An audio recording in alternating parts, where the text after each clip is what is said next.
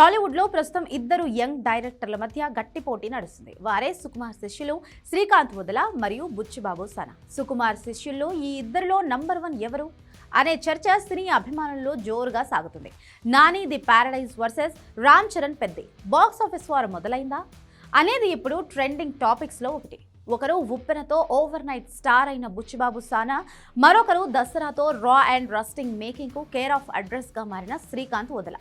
వీరిద్దరికీ ఒక common point ఉంది, అదే సుకుమార్ స్కూల్. గురువును మించిన శిష్యులు అనిపించుకుంటున్న ఈ ఇద్దరు ఇప్పుడు తమ సెకండ్ మూవీతో పాన్ ఇండియా లెవెల్లో పోటీ పడుతున్నారు. మొదట శ్రీకాంత్ ఓదల గురించి మాట్లాడుకుంటే, నానితో చేసిన దసరా బాక్స్ ఆఫీస్ వద్ద 100 కోట్లు కొల్లగొట్టింది. ఇప్పుడు మళ్ళీ అదే కాంబినేషన్లో ది ప్యారడైజ్ వస్తుంది. ఈ సినిమా 1980ల నాటి సికింద్రాబాద్ బ్యాక్ డ్రాప్లో సాగే ఒక great action drama.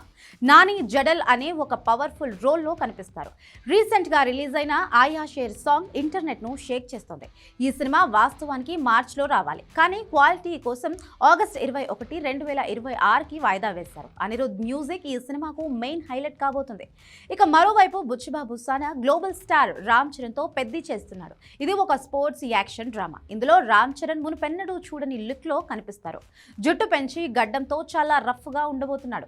Janhvi Kapoor హీరోయిన్గా నటిస్తుంది. పెద్ద సినిమా ఏప్రిల్ 30, 2026న గ్రాండ్గా రిలీజ్ కానుంది. దీనికి ఆస్కార్ విజేత ఏఆర్ రెహమాన్ మ్యూజిక్ అందిస్తుండడం విశేషం.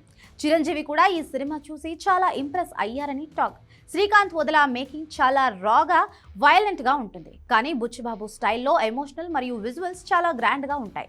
శ్రీకాంత్ నానికి మాస్ ఇమేజ్ ఇస్తే, బుచ్చిబాబు రామ్ చరణ్ని మరో లెవెల్కి తీసుకెళ్లే ప్రయత్నం చేస్తున్నాడు. మార్కెట్ పరంగా చూస్తే చరణ్ సినిమా బడ్జెట్ మరియు బిజినెస్ చాలా పెద్దది, కానీ కంటెంట్ పరంగా శ్రీకాంత్ వదల సృష్టించే ఇంపాక్ట్ తక్కువ కాదు.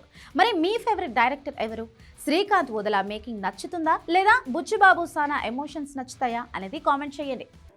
నిజంగా బుచ్చి లేకపోతే ఈరోజు వెనకాల బ్యాక్గ్రౌండ్ ఇంత పక్కాగా ఉంది కాస్ట్యూమ్స్ అంటే కారణం తనే. Thank you Srikanth.